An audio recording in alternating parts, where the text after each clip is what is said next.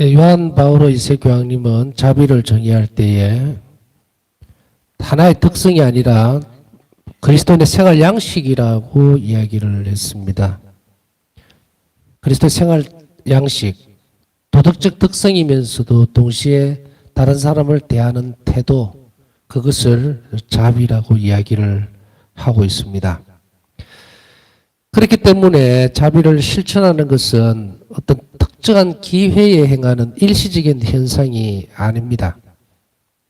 이것은 틀림없이 생활 양식 혹은 도덕적인 태도로 정의되는 항구한 성향입니다.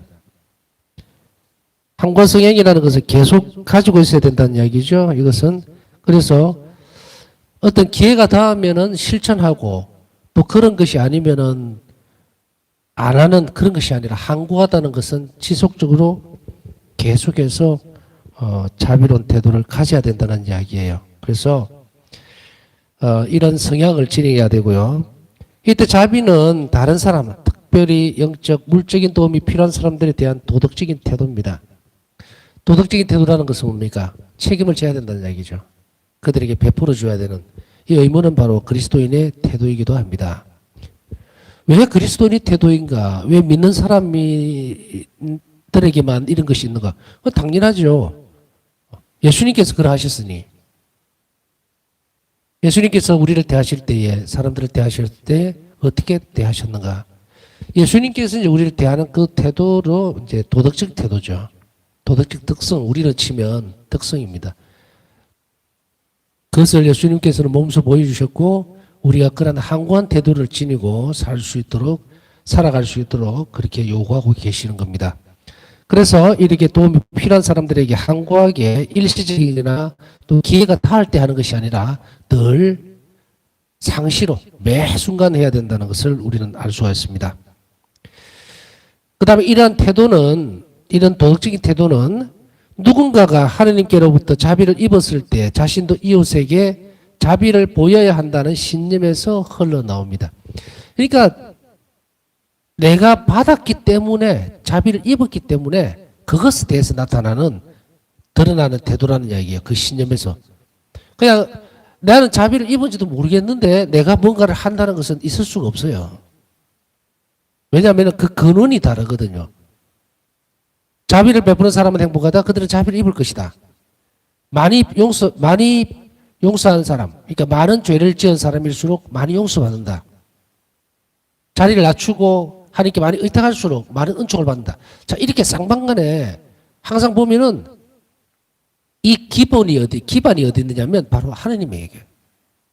그렇기 때문에 우리가 이웃에게 자비로운 태도를 보이기 위해서는 무엇부터 해야 됩니까? 내가 자비를 입었다는 사실을 깊이 있게 통찰하고 그리고 체험해야 합니다. 그렇지 않으면 이 항구해지지를 않아요. 그냥 기분 따라서. 마구잡이라는 그건 자비가 아니거든요. 자비로운 태도 자체가 또 행위가 우리 안에서 스스로 만들어줄 수 있는 것이 아닙니다. 이거는 완전 하나님의 은총이에요. 하나님의 선물입니다. 그래서 바울사 성녀가 일기에서 뭐라고 말씀을 하고 계시죠? 우리가 다 기억하고 있다시피 나에게 선한 일을 하게 된다면, 내가 선한 일을 하게 된다면 그것은 오로지 영성체 덕분이다.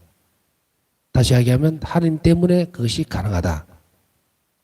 그래서 선한 일을 하게 되는 것은 우리가 자부심을 가지고 우리가 의시될 수 있는 그런 성격이 아니고 정말로 하나님께서 내를 자극해서 은총을 주셔서 내가 선한 일을 할 수 있게 하고 그리고 그 선한 태도를 보고서 그걸 담보물로 해서 우리를 어디로 이끌어줍니까? 하늘나라의 보화를 쌓아주는 거예요. 그래서 우리 구원의 선익이 되도록 만들어주죠. 그래서 바로 이런 부분들이 하나님에게서 오는 선물이라는 거예요. 마찬가지로 이런 태도는 확신을 보이고 있어야 합니다. 확신을 가지고 있어야 돼요. 이런 신념, 나는 하나님께서 용서를 받았고 자비를 입었다라고 하는 확실한 신념, 그것을 가지고 있을 때에 이제 다른 사람에게 자비를 흘려보내 줄 수가 있다. 우리가 뭔가 이런 사람들이 있었죠. 옛날에 정말 죽을 고비를 넘기고 거의 죽었다가 깨어난 사람들의 이야기들, 혹은 굉장히 큰 어떤 위험한 일을 겪고 난 사람들의 이야기들, 이런 것들을 봐보면 그 사람들이 또 무슨 얘기를 보통 합니까? 이제 새 삶을 얻었다. 이런 이야기를 하죠. 특징적인 것은 이제는 새 삶을 얻었기 때문에 다른 사람을 위해서 살아야 되겠습니다. 이렇게 이야기를 해요. 참 놀라운 변화예요. 보면. 놀라운 변화입니다. 주변에서 이런 얘기들 우리 다 들어봤을 거예요. 어떤 사람이 정말 죽을 고비를 넘기거나 아니면 누구의 수혜자가 돼가지고 다시 이야기하면은 뭐 간 이식을 한다든지 심장 이식을 한다든지 아니면은 뭐 수혈을 받는다든지 어떤 상황이 되었든 간에 죽음의 고비에서 다시 살아났을 때 다른 사람으로 인해서 그때 그 사람들은 대부분 뭐라 얘기합니까? 전부 다 그래요. 다른 사람으로 인해서 내가 이런 삶을 새로운 삶을 시작하게 되었으니까 나도 다른 사람을 위해서 살겠다. 이제 내 삶의 방향은 완전히 그쪽으로 갔다. 바뀌었다. 이 되죠. 사실은 우리가 세례 때도 새로 태어나기 때문에 바로 이것을 분명히 해야 됩니다. 그런데 참 부족하죠. 이런 분명한 신념이나 확신들, 하나님 마음 안에서 삶을 바꾸려고 하는 결심이 없기 때문에 우리가 무슨 얘기를 흔히 합니까? 세례를 받아도 그만, 안 받아도 그만, 모르겠다, 성당에 조금 마음은 편한 것 같아요. 이래요. 사람들하고 만나서 세례를 받았을 때와 그 이전과 이후의 삶에 대해서 물어보면 그냥 좀 어떤 데는 좀 귀찮은 것도 더 많아졌고요. 뭐 주일 미사도 가야 되고 뭐 이런 부분. 왜 그렇게 겉도는지는 잘 모르겠어요. 그런데 이런 심각한 체험이라고요. 심각한 체험. 죽음에서 다시 살아났는데 삶이 바뀌었는데 왜 이것을 경험을 해놓고도 안으로 들어와서 내 것을 못 만드는가. 거의 변화가 없는 거예요. 유비적으로 우리는 이런 소식들을 접하게 되면 그것으로 우리는 우리의 묵상 재료로 삼아볼 만합니다. 정말 그런가? 내 삶이 누구인가를 위해서 새로 시작되어진다면 이제 그때부터는 다른 사람을 위해서 살아야 되겠다. 이런 말을 너무도 자연스럽게 많이 들었어요. 우리도. 들었는데도 불구하고 그러면 그 신비적인 차원들, 그 삶을 바꾸어온 그 경험들이 우리 안에서는 왜 없는가? 우리는 이미 경험을 하고도 그 안으로 들어가지 못했다는 얘기예요. 이렇게 포장만 딱 해놓고 포장만 내놓고 안을 한 번도 뜯어보질 않았거나 혹은 변화될 마음이 전혀 없는 상태. 그래서 입으로는 우리가 하나님을 갈망한다, 하나님을 사랑하고 싶다, 하나님과 일치하고 싶다라고 하면서도 자기 삶을 절대로 바꾸지 않는 거예요. 그러면 그것이 왜 불가능한 것인가? 가능합니다. 이미 세례를 받을 때에 삶이 이미 바뀌었어요. 삶은 바꿔놨는데 내가 안 변한 거죠. 내가 안 변한 거예요. 그래서 바로 이러한 측면들, 다른 태도, 이것은 바로 하나님에게서 정말 이런 자비를 입었다. 내가 구원되는 초대를 받았다는 사실 자체가 어마어마한 자비를 입은 거예요. 그리스도인으로 사는 것에서 정말 엄청나게 큰 자비를 입었는데도 불구하고 사람들은 뭐라고 얘기합니까? 내 삶의 태도를 하나님께로 바꾸지를 않으면서 아무 변화가 없다고 얘기를 하죠.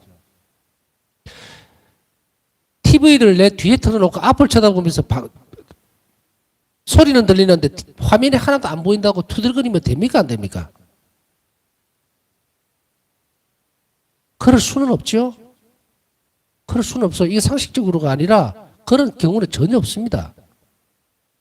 화면이 뒤에 있으면 고개를 돌려야죠. 방향 전환을 해야지 볼 거 아닙니까? 그죠? 근데 방향 전환을 하지도 않으면서 TV를 뒤에 틀어놔놓고 화면도 안 보인다는 둥, 뭐 어쩌다는 둥.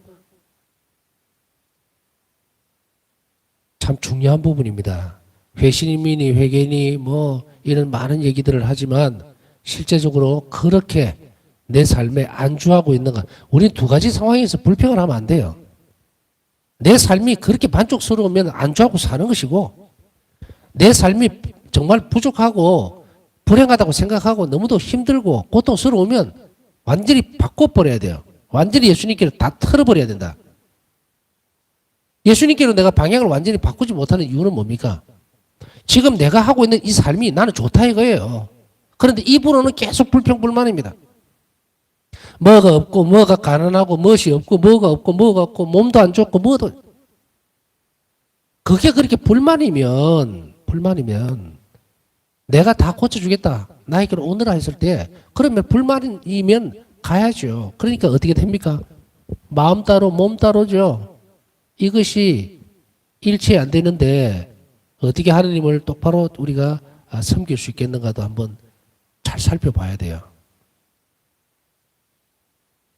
우리가 이제 이런 자비의 바다, 저는 그렇게 생각을 해요. 이 자비의 학교도 보면 지금 제가 이렇게 쭉 이야기하지만 이것은 이제 데이터상으로 나와 있는 그런 부분일 수도 있습니다. 만나고 사람들을 접하면서 왜 이러지? 이렇게 하는 그런 정도일 수 있어요. 그러나 그것이 결코 너 이러면 안 돼. 막 이렇게 고성을 하면서 목소리를 높여가면서 야단을 치고 이런 의미는 전혀 없어요. 왜냐하면 이제 시작이거든요. 이런 상태 점검을 해보는 거예요. 이런 상태의 점검들. 그래서 내가 그 범주에 들어간다면 그러면 어떻게 해야 될까? 그러면 이쪽으로 와야 되겠죠. 이제 자비학교 안에서 이거는 마치도 천천히 바람이 불면서 배가 앞으로 나가도록 만들어주는 역할을 하기 때문에 지금 앞에 이런 상황을 점검해 보는 것은 내가 항구에 딱 정착해서 안 움직이려고 하는 거예요. 안 움직이려고 하는 거예요. 그런데 이제 그 끈을 풀고 이제 출발해서 나가야 되니까 적어도 배 상태는 알아야 되잖아요. 나라고 하는 배 상태는 알아야 조심스럽게 어떤 방향으로 어떻게 이끌어가는 데를 따라갈지를 잘 살펴보고 가겠죠. 그러니까 우리가 이런 상태적인 측면들을 점검하는 것도 대단히 중요합니다. 그렇게 해야만 내가 레벨이 나온단 말이죠. 내가 요 정도 선이구나. 그럼 창피하거나 부끄러워할 거 없어요. 이걸 안다는 것이 굉장히 큰 은총이에요. 이걸 모르고 살아가는 사람이 얼마나 많은지 모릅니다. 그냥 포장만 해놓고 신앙인으로 사는 거예요.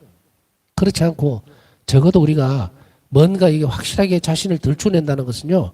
또 자신과 맞닥뜨리는 것은 굉장히 큰 용기도 있어야 되고 굉장히 큰 아픔도 있어야 돼요. 그렇지만은 그걸 통과해야만 합니다.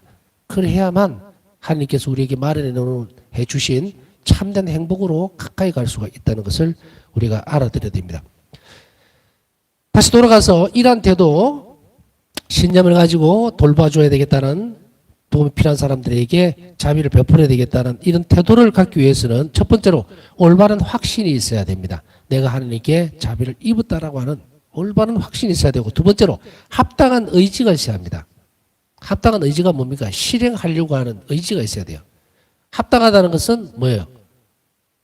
합치된다는 이야기죠. 당연하다는 이야기예요. 어떤 당연함입니까? 내가 자비를 입었으니 자비를 베풀어야 된다는 당연함이 들어가 있어야 된다. 그런 의지뿐만 아니라 감성적인 부분도 필요합니다. 세 번째로. 감성적인 부분은 뭐라고 여러분 알아들어요? 앞에서 설명했잖아요. 미세레코르디아를 설명하면서 얘기했죠. 불쌍히 여기는 마음, 동정심, 연민, 이것도 같이 있어야 합니다. 이것이 없이는 그냥 계산적으로 밖에 될 수가 없어요. 그래서 예수님께서 공생활 중에 드러내셨던 가난한 사람들과 병자들, 나자로의 죽음을 보고는 눈물도 흘리시고 슬퍼하셨고, 그리고 죽을 수밖에 없는 인간 존재에 대해서 한탄을 하신 거예요. 그 불쌍한 처지에 대해서 참으로 우리 구세주께서는 눈물도 흘리시고, 또 병자들이나 병에 시달리는 사람이나 혹은 악령에 시달리는 그 사람들을 보고 연민을 느끼시고 불쌍한 마음을 가지시고 다 있죠. 그래서 예수님 성심은 이 온유함, 동정심, 불쌍함, 연민 다 가지고 있어요. 그것이 움직이죠. 그게 움직여야만 자비로운 태도가 드러나 버립니다. 그래서 이것까지도 같이 가지고 있어야 한다. 모든 사람이 외적으로 드러나는 자비의 행위를 실천할 수 있는 것은 아니지만, 모든 사람이 실천할 수 있는 것은 아니지만, 모든 사람은 진정으로 이러한 태도를 추구할 수 있고 또 추구해야만 한다. 외적으로 드러나는 자비 행위를 실천할 수 있는 것은 아니지만 그러나 모든 사람이 이것에서 면제되어 있는 것은 아니다. 기회가 닿는 대로 자비를 실천해야 되고, 그리고 이러한 태도를 진정으로 추구해야 되는 이것은 반드시 필요하다. 예외는 없다. 내가 열심히 그런 것을 추구하고 있는데 그런 기회가 전혀 없을 수도 있어요. 그런 경우도 있을 수 있겠죠. 그죠? 행동으로 드러내줘야 되는데 뭐 혼자 살면서 아무도 만날 일도 없는데 행위적인 부분에 있어서 지금 이야기를 하는 겁니다. 행동으로 드러나는 걸 얘기하는 거예요. 혼자 사는데 아무도 없어요. 불쌍한 사람 만날 기회도 없고, 저도 마찬가지예요. 저도 오늘 하루 종일 혼자 있었거든요. 혼자서 기도하고 청소하고 빨래하고 밥하고. 그런데 그렇다고 하더라도 자비 행위를 할 수 않았었는가? 아니다. 할 수 있어요. 그런데 이 부분은 자비 행위라고 하는 것을 이제 크게 넓은 의미로 나중에 뒤에 가서 해석을 좀 더 배우게 되면은 어떤 방식이는지는 압니다. 그러나 그것까지 갈 필요는 없고 지금 현재 상황에서 배울 때는 자비 행위, 일단은 행동으로 드러나는 것을 얘기하는 거예요. 이것을 저는 오늘 만날 수 있는 사람이 아무도 없었어요. 그러면 이 측면에서 보면은 내가 자비로운 행위를 하려고 하는 그런 추구하고 할 수 있는 부분들은 있어요. 그러나 그것이 안 되잖아요. 그래서 저는 어떻게 하는가? 뒤에 이제 배우겠지만 저는 세시기도 바치는 거예요. 세시기도 바치고 자비기도 바치고 기도로서 자비로운 행위를 했죠. 기도를 뭐 가만히 있으면서 무형의 어떤 형상적으로 합니까? 아닙니다. 저도 시간 내야 되고요. 그죠? 동작이 있어야 되겠죠? 묵주 들고. 자, 이런 것들은 뒤에 배울 거니까 일단은 접어놓고 일단 보고자 하는 것은 우리 상황이나 처지에서 아무것도 할 수 없는 사람, 만날 수 없는 그런 상황에 처해 있는 사람일지라 하더라도 나는 그런 처지가 아니니까 나는 자비 행위를 또 혹은 자비는 태도를 추구해야 된다 하는 그런 것을 포기해서는 안 된다. 면제되지 않는다. 이 말입니다. 쉽게 표현을 하면. 왜냐하면 그리스도인의 양식이기 때문에 그래요. 양식은 떨어질 수 있는 게 아닙니다. 그리스도인의 태도예요. 항구한 태도라고 하는 것은 몸에 탁 붙어 있는 태도란 말이에요. 그래서 이걸 떼놓을 수가 없다는 이야기입니다. 기회가 없어서 못하는 것은 어쩔 수 없어요. 그러나 이것을 항상 기회가 닿을 때면 해야 되겠다라고 하는 그런 추구하는 그 부분들은 반드시 가지고 있어야 된다. 그리스도인의 생활 양식, 즉 도덕적 태도인 자비는 다음과 같은 세 가지 기본 요소로 구성이 됩니다. 도덕적 태도인 자비는 세 가지 기본 요소인데 로 구성이 되어 있는데 첫 번째로 이웃의 고통을 진심으로 깊이 느낄 수 있는 능력이 필요하다. 자신의 힘으로는 어떻게 할 수 없는 무력한 사람을 만날 때 자비로운 사람은 그 사람의 문제, 마음의 아픔, 실망을 직관적으로 느낀다. 기본 요소로 구성이 되는 이 자비의 태도를 우리는 첫 번째로 고통을 진심으로 느낄 줄 아는 그런 능력이 필요하다고 얘기를 합니다. 그렇게 해서 무기력한 사람, 정말로 어떤 힘든 사람, 고통스러운 사람, 그 사람 만났을 때 그 사람 내면의 상태까지 우리가 이해하고 그리고 받아들이고 그리고 이런 실망들, 이것을 직감적으로 느낄 수 있도록 우리는 이걸 찾아내야 돼요. 이거 무엇을 얻을 수 있습니까? 나는 그런 능력이 없는데 능력이 없다고 포기할 수 있는 것이 아닙니다. 그 능력은 어디에서 오는 거예요? 하나님 은총으로 주어지는 거예요. 문제는 내가 그 이웃을 정말로 마음 아파하고 동정심을 가지고 적극적으로 온 힘을 다해서 그 사람 처지를 이해하고 그 다음에 자비롭게 되는 것, 그게 맞는 거거든요. 그럼 나한테 그런 것이 없어요. 그러면 어떻게 해야 돼요? 하나님께 청해야 합니다. 밥사 성령, 기도 들으셨죠? 또 성시간 할 때 여러분들 잘 들으면 제가 그 기도를 9일 기도를 계속 읽어줍니다. 뭐라고 얘기를 읽어주는지 다들 들어보셨죠? 파우사 성령의 9일 기도 책 보면 제일 뒤편에 9일 기도 내용 안에 그 부분이 들어있죠. 귀가 자비롭게, 에? 눈이, 입이. 그래서 내 이웃의 어려운 처지를 잘 들을 수 있도록, 잘 볼 수 있도록, 또 그들의 처지를 잘 이해하고 위로해 줄 수 있도록 내 입술을 자비롭게 만들어달라. 귀를 자비롭게 만들어달라. 눈을 자비롭게 변형시켜달라. 변형시켜달라 그러죠. 그 기도를 계속해야 돼요. 그렇게 함으로 인해서 이런 능력을 받아내야 됩니다. 받아낸다는 표현을 좀 그런데 선물로 주실 거예요. 그런 우리가 이웃을 더 자비롭게 대하기 위해서 그런 마음과 열성으로 다가가려고 그 태도를 이제 견고하게 하는 거거든요. 태도라는 것은 자꾸 변합니다. 아주 미흡한 태도가 있고 성숙한 태도가 있고요. 완전한 태도가 있잖아요. 그렇게 보면은 이 자비의 태도도 점진적으로 변해요. 점진적으로 변해가기 때문에 이 능력은 하나님께서 부어주신다고요. 그것이 없으면 우리는 이웃의 처지를 잘 이해하지 못하고 받아들이지 못합니다. 좀 다른 그 예문일 수도 있지만 바울사성령 일기에서 보면은 바울사성령가 한 날 그 부분 기억하시죠? 문지기 소입을 할 때에 아이들이 아주 그 불쌍한 아이 둘이가 와서 빵을 달라고 배가 고프다고 했을 때 바우다 성녀가 정말로 너희 집에 먹을 것이 없냐고 묻는 바람에 이 아이 둘이가 가버렸잖아요. 떠나버렸죠. 그러고 나서 바우다 성녀는 문득 깨닫습니다. 내가 저 아이들에게 곤란한 질문을 했구나. 곤란한 질문을 했구나. 얼마나 아프겠습니까? 우리 집에 정말 먹을 것이 아무것도 없어서 왔는데 그거 보면 아는데 그걸 또 물었었던 거예요. 그래서 바사스는 이것을 굉장히 마음 아파합니다. 성급했다. 그렇게 해서 거기서 그친 것이 아니고 뛰어나가죠. 뛰어나가서 아이들을 다시 불러와서 아무것도 이제 묻지는 않고 하여간에 당신이 줄 수 있는 모든 것들을 다 베풀어 줍니다. 이것이 시사하는 바가 뭐겠어요? 우리에게 뭘 가르쳐 줍니까? 바우사 성녀는 그 이후부터 이제는 그 영혼의 상태를 정말 잘 이해하는 그런 능력이랄까? 그것을 예수님께 청했어요. 그래서 그 기도를 계속해서 바치게 되는데 그것이 아까 앞에 얘기했던 그 기도문입니다.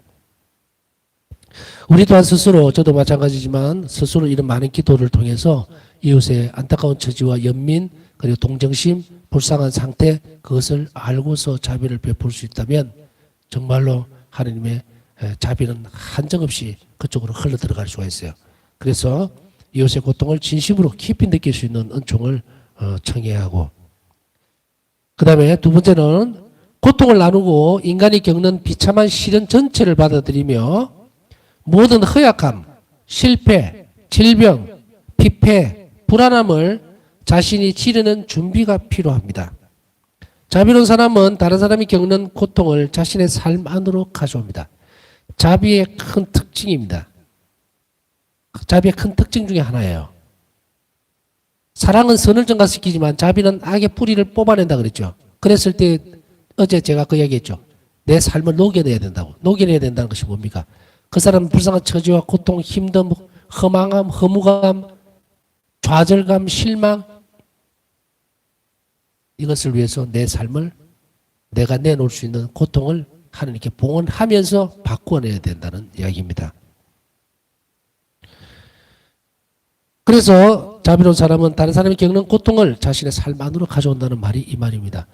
바우사 성녀는 때때로 어떤 불쌍한 처지에 있는 특히 기숙생활을 하고 있는 아이들의 문제에 부딪혔을 때에 그 아이를 회개시키고 그리고 성사생활 안으로 이끌어들이기 위해서 자신이 예수님께 다른 고통들을 봉헌한 경우를 많이 봅니다.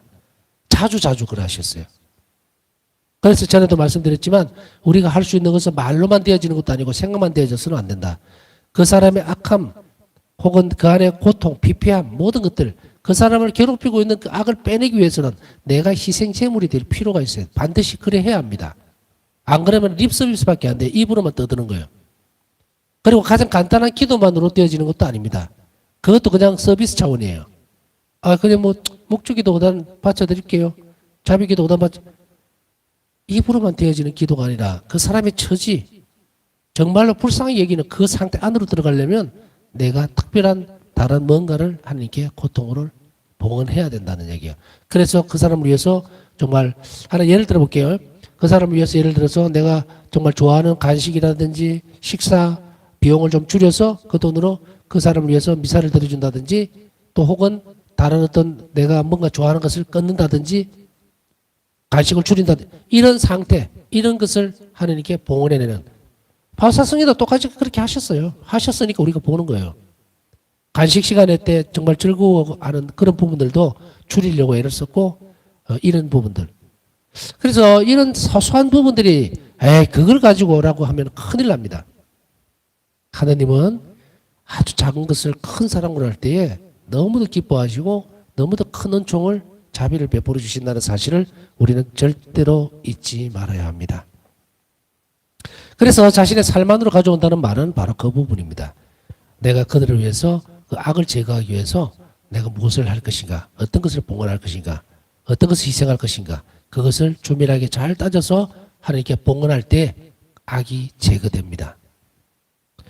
그 다음 세 번째로는 인내하면서 고통을 받아들이려는 의지가 필요합니다. 자비는 인내와 고통을 받아들이는 의지가 필요합니다. 그렇기 때문에 우리가 도덕적인 자비는 이 기본 요소가 이 세 개로 되어 있어요.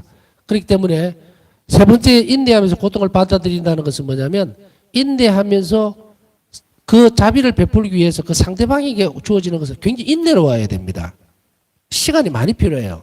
뭔가를 이렇게 한번 하고 이례적으로 끝날 수 있는 부분들이 아닙니다. 또한 마찬가지로 그러한 상태에서 뭔가를 하려면은 충격파들이 와요. 나도 고통을 겪습니다. 그랬을 때 이 고통도 우리가 잘 받아들이려는 의지가 당연히 필요하다는 그런 의미입니다. 그래서 이 세 가지가 기본 요소입니다. 기본 요소로 이렇게 구성이 되어 있습니다. 그 다음에 요한 바오로 2세 교황의 회칙, 자비로우신 하느님에 따르면 이 자비로우신 하느님이라는 디바이머시라는 이 요한 바오로 2세 교황님의 회칙은 자주 등장을 할 거예요. 자비의 학교에서 그만큼 중요한 겁니다. 자비로우신 하느님에 따르면 자비는 사람이 스스로 회복되도록 일치시키고 고양시키는 능력이며 자비로운 사랑은 본질상 창조적인 사랑이라고 한다. 자비로우신 하느님 14번, 회칙 14번 14항을 참고하시면 되는데요. 지금 볼 수는 없죠. 기회가 닿으면은 요한 바오레스 교황님 회칙 자비로우신 하느님 한번 보시면 좋고 도움도 많이 됩니다. 그냥 권고하는 거예요. 자비는 본질상 창조적인 사랑이라고 합니다. 왜냐하면 자비는 비추어지면 그 사람이 변하잖아요. 삶을 새롭게 만들어갑니다. 그렇기 때문에 창조적인 사랑이라고 얘기를 하고요. 그 다음에 스스로 회복되도록 일치시키고 고양시 자비를 베풀어 주잖아요. 그러면 자비를 입는 사람은 어떻게 되느냐면 회복이 됩니다. 자신의 삶으로 다시금 회복되면서 동시에 다른 가치를 선택하기 때문에 창조적인 사랑이라고 해요. 그래서 아까 처음에 설명했듯이 삶이 바뀐다. 이제는 내 삶에서 자비를 입은 것을 아는 사람은 다음 상황으로 바뀌는 거예요. 그래서 다른 삶을 선택하게 되죠.